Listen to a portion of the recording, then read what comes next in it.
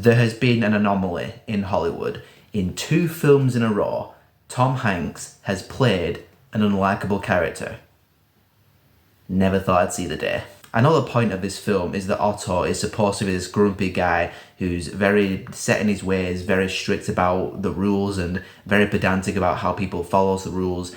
And you're going to peel back the layers of him as a person, find out why he's grumpy, find out why he doesn't like people.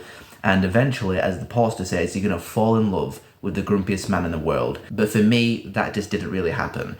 Whenever you have a film where the character is a grumpy prick who doesn't like people, it requires quite the cinematic trick for the film to get me to care about him and like him. And the film does explain why Otto is the way he is, with the flashbacks to him and his wife, because his wife has just recently died, so he feels like he has nothing left to live for.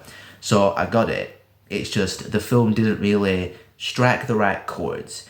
With the execution, the direction and the writing, it never got any emotional response out of me. Also, the tone just never clicked. Throughout the film, Otto is trying to commit suicide, and then he gets comedically interrupted by his neighbours bothering him because they want to borrow a ladder or some screws or something. Clearly, them scenes with Tom Hanks trying to commit suicide are not supposed to be funny, but then it becomes a funny scene, and it just felt a bit all over the place for me tonally, and it just never really settled on a consistent tone for me to really get on board with what the film was trying to achieve tonally. That's not to say there aren't some touching scenes in this film. There are, especially the last 15 minutes. There are a couple of moments in there that did make me kind of smile a little bit, and there were a few chuckle moments, but not enough for me to forgive the kind of bore that was the film. The film overall just came across as a bit flat and a bit dull to me. It never got going. It's a film that feels like,